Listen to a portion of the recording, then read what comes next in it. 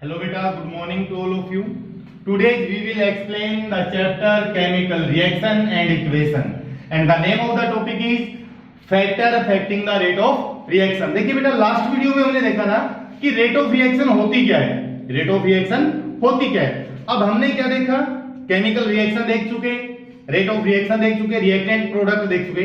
अब हमें ये देखना है कि ऐसे कौन से फैक्टर है जो रेट ऑफ रिएक्शन को अफेक्ट करेंगे, कि प्रभावित करेंगे रेट ऑफ रिएक्शन को, वो कौन कौन से कारक है। तो चलिए हम वन बाय वन डिस्कस करते हैं। तो factor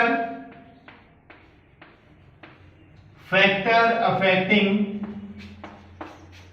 the rate of reaction, factor affecting the rate of reaction. ठीक है, ये कैपिटल में इसीलिए लिखा ताकि आपका ध्यान यहां पर चला जाए। ठीक है, factor affecting the rate of reaction. तो फैक्टर पहला लेते हैं, concentration of reactant, concentration of reactant. Clear, ध्यान से समझना बेटा। मैंने आपको लास्ट वीडियो में खीर का कंसेप्ट आपको बताया था, घर पर जो हम बनाते हैं खाने के लिए। तो खीर बनाने के लिए जितना राइस और मिल्क होगा, खीर उतनी ज्यादा बनेगी। राइस और मिल्क यहाँ पे किसका काम करेंगे, रिएक्टेंट का। खीर किसका काम करें यहाँ पर, प्रोडक्ट का। तो देखिए जितनी ज्यादा कंसंट्रेशन होगी रिएक्टेंट की, तो रेट ऑफ रिएक्शन भी क्या रहेगी, ज्यादा रहेगी। क्लियर, तो लिख सकते हैं यहाँ पर रेट ऑफ रिएक्शन इंक्रीज या with increase the concentration, with increase the concentration of reactant, concentration of reactant, rate of reaction increase, rate of reaction increase। Concept के अकॉर्डिंग लिखना। क्लियर। सेकंड जो है वो लेंगे हम temperature. Second factor is temperature बेटा। Clear, तो rate of reaction with increase the temperature, with increase the temperature, rate of reaction increases, rate of reaction increases। Clear. Third point अगर हम डिस्कस करें, लाइट, तो लाइट में भी कौन सी आ गई, फोटोकेमिकल रिएक्शन, फोटोकेमिकल रिएक्शन। तो इसमें भी क्या होगा, rate of reaction increases, rate of reaction increases. Note कीजिए बेटा, देखिए कंसंट्रेशन जितनी ज्यादा होगी रेट ऑफ रिएक्शन उतनी ज्यादा होगी, क्योंकि लंबे टाइम तक अगर रिएक्टेंट चलता गया रिएक्शन में तो प्रोडक्ट बनती जाएगी। रेट ऑफ रिएक्शन क्या होगी, लंबी जाएगी, या ये कहें कि केमिकल रिएक्शन सॉरी लंबी जाएगी, तो प्रोडक्ट भी उतना ही बनेगा बेटा। क्लियर। सेकंड अगर टेम्परेचर को बढ़ा दें तो रेट ऑफ रिएक्शन भी इंक्रीज हो जाएगी, रेट ऑफ रिएक्शन भी क्या हो जाएगी, इंक्रीज। फोटोकेमिकल रिएक्शन वो होती है जो केमिकल रिएक्शन लाइट की प्रेजेंस में होती है, तो लाइट भी क्या करेगी, रेट ऑफ रिएक्शन को इंक्रीज करेगी। तीनों पॉइंट्स को आप नोट कीजिए। नेक्स्ट पॉइंट हम देखते हैं आपके नोट करने के बाद। नेक्स्ट देखिए बेटा, जो पॉइंट है अभी हमने देखा कौन कौन सा, कंसंट्रेशन ऑफ रिएक्टेंट, टेम्परेचर और लाइट। अब जो फोर्थ पॉइंट है वो है बेटा कैटालिस्ट। कैटालिस्ट सबसे इंपॉर्टेंट पॉइंट है यहां पर, कैटालिस्ट।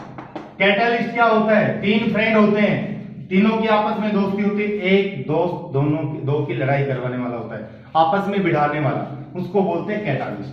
कंसेप्ट बताया आपको। तो catalyst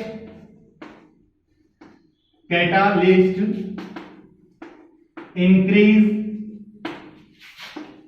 the rate of chemical reaction, rate of chemical reaction without participate in it, without participate in it। Clear. तो कहता है कैटालिस्ट क्या होगा, रेट ऑफ रिएक्शन को बेटा इंक्रीज कर देगा। क्या कर देगा, रेट ऑफ रिएक्शन को इंक्रीज कर देगा। एग्जांपल हम देखेंगे वन बाय वन कैटालिस्ट का। और अब आपका जो क्वेश्चन बनता है, आप मुझे पूछ सकते हैं कि सर व्हाट इज कैटालिस्ट और ये रेट ऑफ रिएक्शन को कैसे इंक्रीज करेगा। तो चलिए नोट कीजिए, अब हम देखेंगे व्हाट इज कैटालिस्ट। नोट कीजिए इसको, तो देखिए बेटा, कैटालिस्ट हम डिस्कस करेंगे कि कैटालिस्ट का क्या है और ये किस तरीके से रेट ऑफ रिएक्शन को इंक्रीज करता है। क्लियर? तो चलिए, catalyst the substance, external substance आप इसको बोल सकते हैं, which increase the rate of chemical reaction, rate of chemical reaction without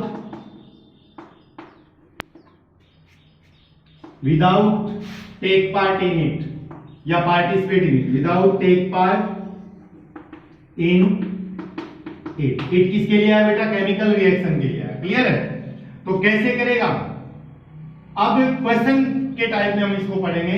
and this process, note कीजिए, and this process is known as catalysis. Clear? तो कैटालिस्ट क्या होता है? एक ऐसा सब्सटेंस जो इंक्रीज करेगा रेट ऑफ रिएक्शन को, clear, without participate in it. तो अब देखिए कि कैटालिस्ट रेट ऑफ रिएक्शन को इंक्रीज कैसे करता है। ठीक है, यहां पे लिखेंगे नोट करके, catalyst increase the rate of reaction due to point first provide surface area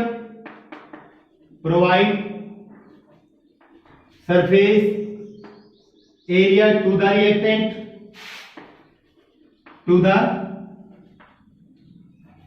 reactant, note कीजिए बेटा कि कैटालिस्ट है वो रेट ऑफ रिएक्शन को कैसे इंक्रीज करेगा?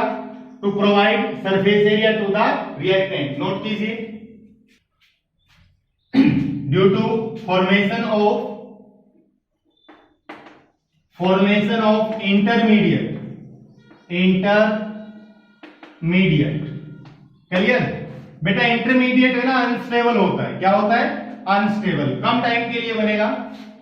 Third is decrease the activation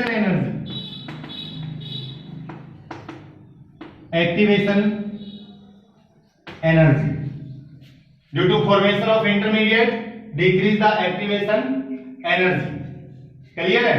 आप यहाँ पे एक्टिवेटेड कॉम्प्लेक्स भी लिख सकते हैं, फॉर्मेशन ऑफ एक्टिवेटेड कॉम्प्लेक्स। तो आपने देखा कि कैटालिस्ट है, रेट ऑफ रिएक्शन को इंक्रीज करता है। कैसे? रिएक्टेंट को सरफेस प्रोवाइड करेगा, जो भी रिएक्टेंट है उसके साथ जुड़ के क्या बनाएगा? इंटरमीडिएट बनाएगा। ये रिएक्टेंट, ये कैटालिस्ट, ये जुड़ गया, फिर क्या होगा? कुछ टाइम बाद ये अलग हो जाएगा, ये अलग हो जाएगा। क्लियर? इंटरमीडिएट बनाएगा, उसके बाद एक्टिवेशन एनर्जी को डिक्रीज कर देगा।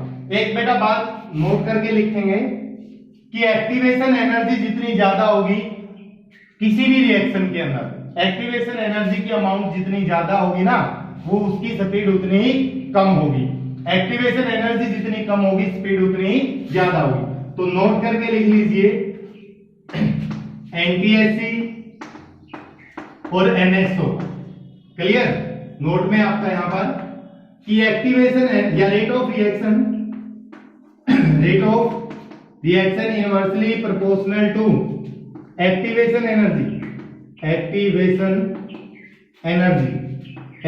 एनर्जी को हम EA से रिप्रेजेंट करते हैं। नोट कीजिए बेटा ये पॉइंट।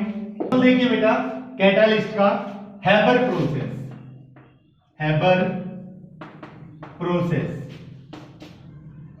प्रोसेस में क्या होता है? फॉर्मेशन ऑफ अमोनिया यानी कि NH3। कैसे होगा? N2 गैसीय स्टेट में है, प्लस 3H2, ये भी गैसीय स्टेट में होगा, 2NH3 बनाएगा। तो यहां पे आयरन जो है Fe सॉलिड, ये कैटालिस्ट का काम करेगा। कैटालिस्ट 700 केल्विन टेम्परेचर पर होगी और 200 एटमॉस्फेरिक प्रेशर होगा। ये कंडीशन है और ये क्या बनेगी? Ammonia gas. क्लियर? तो जब भी नाइट्रोजन के एक मॉलिक्यूल्स 3 मॉलिक्यूल्स हाइड्रोजन के कंबाइन करेंगे 700 केल्विन के ऊपर 200 एटमॉस्फेरिक प्रेशर के ऊपर आयरन की प्रेजेंस में क्या बनाएगा बेटा, अमोनिया बनाएगा। तो यहाँ पे आयरन किसका काम करता है, नोट करके लिखेंगे फिर इसी में, इन हैबर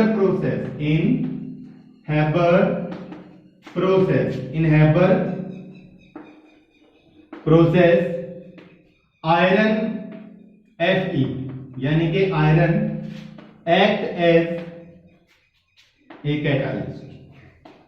क्लियर? कल हम कैटालिस्ट में पढ़ेंगे, नेक्स्ट वीडियो में पढ़ेंगे हम बेटा प्रोमोटर और पॉइजन्स कि प्रोमोटर क्या होता है और पॉइजन्स क्या होता है। क्लियर? तो आप मुझे कमेंट करके बताएंगे कि आपको ये टॉपिक कैसा लगा। Thank you and have a nice day बेटा।